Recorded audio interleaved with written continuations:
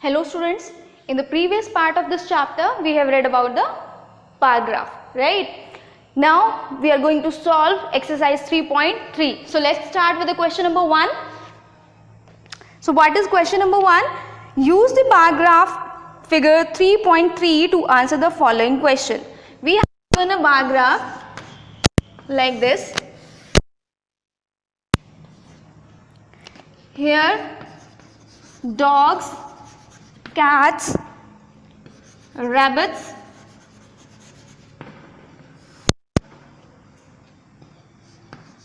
hamsters and others. So on x-axis we have given the animal name or pet names. On the y-axis we have given the pet owned by students of class 7. Alright, so we have 2, 4, 6, 8, 10 and 12. Dogs are owned by 8 students. Okay, this graph will also help you in understanding how we read the bar graph. Cats are owned by 10 students.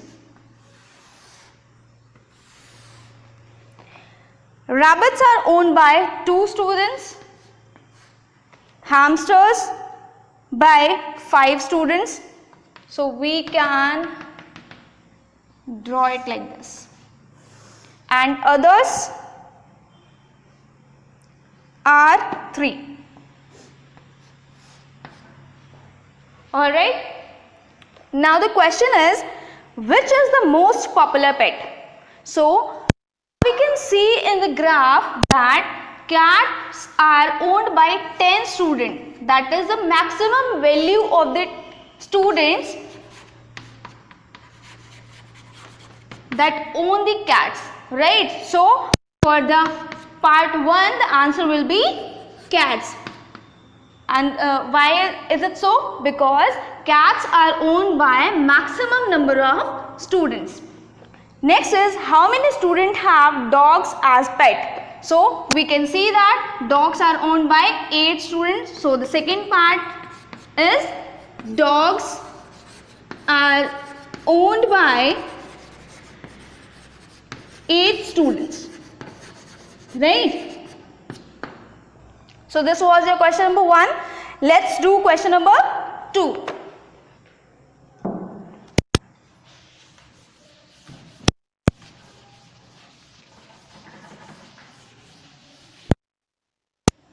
So we have given a bar graph, that is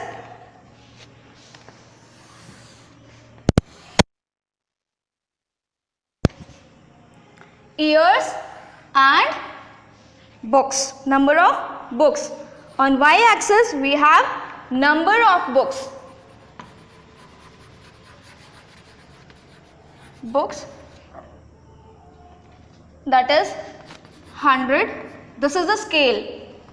200, 300, 400, 500.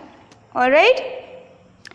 And years are given as, in 1989 we have 1989. So this represents that this is the half. If this is half, this will be 150, right? But this marking is above the 150, so we can take it as 175. Alright. Next is year 190, and that represent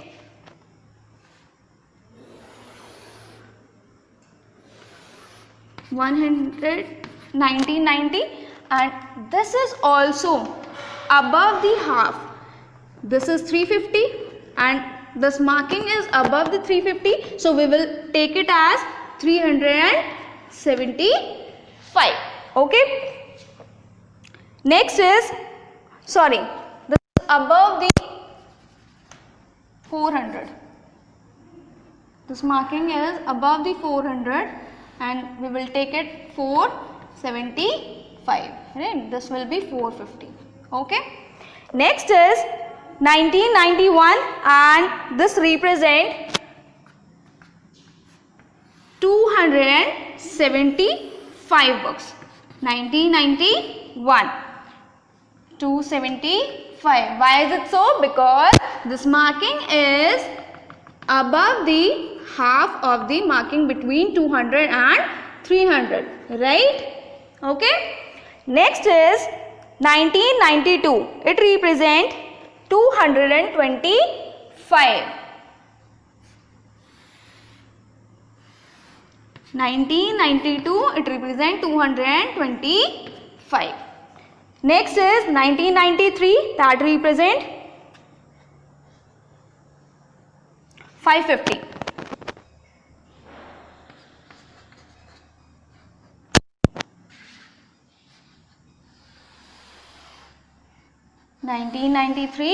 Represent 550 books.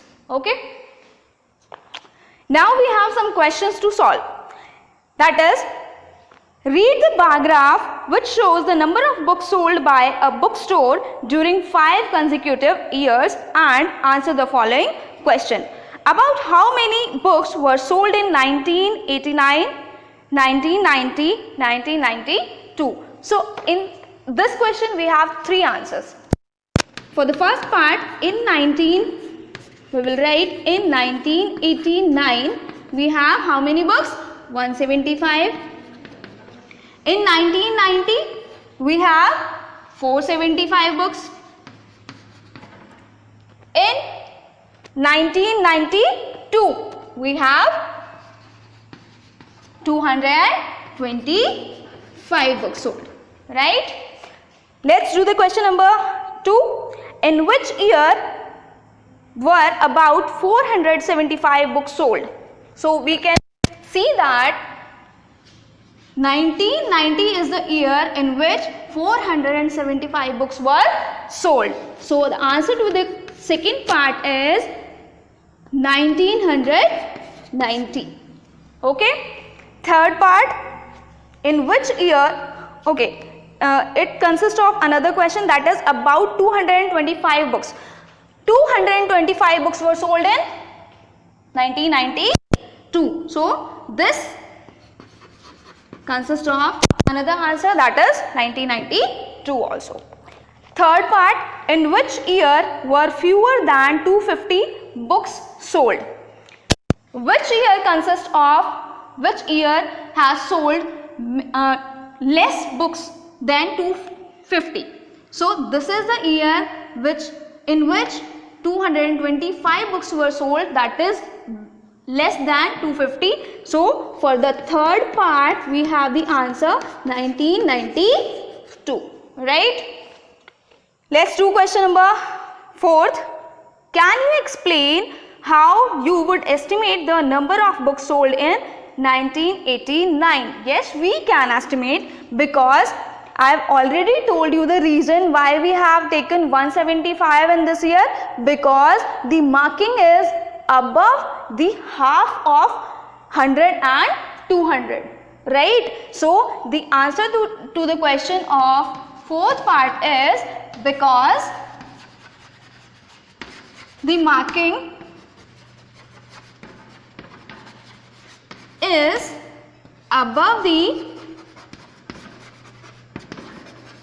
half of 100 and 200. So we have taken 175, sorry, we have taken, yes, 175 as the reading.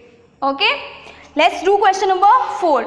These 2 graphs are based on the single bar graph. Let's do question number 4, which is based on double bar graph. So question number 4 consists of marks of 2 terms, first term and second term, and it consists of subject, right? So we will draw the graph like this. X-axis, Y-axis. On the x-axis we will write these subjects.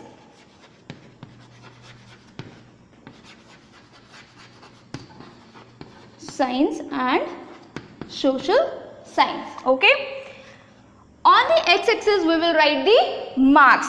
Let's take the scale of 10, 20, 30, 40, 50, 60, 70, 80,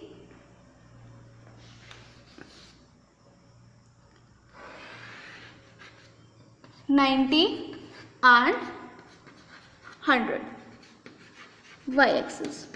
Okay.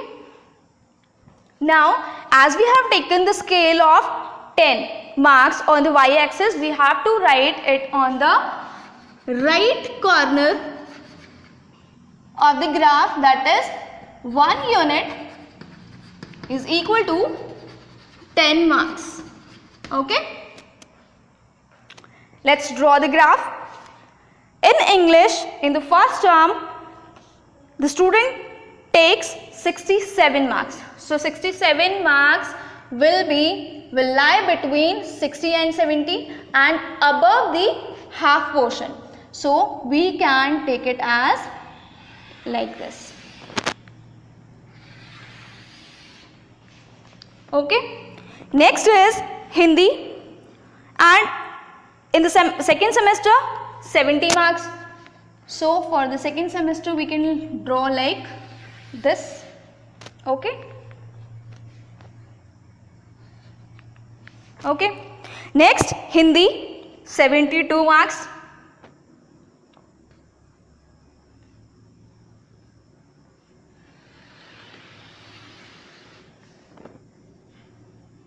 For the first term, if I write 72, this is for just for solving the question easily, right? This is 67, this is 70. In the next term, he gets 65 marks. 65 marks. In maths, 88. In maths, 88. Let's erase.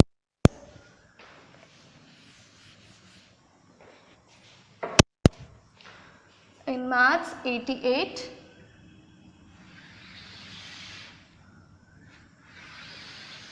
Okay. And in the second semester, he scored 95 out of 100. 88 and this is 95. Next is science. In the first semester 81. So we can take it as like this, 81. In the second semester 85. Okay, 81 and 85. For social science 73. So 73 will lie here, somewhere here.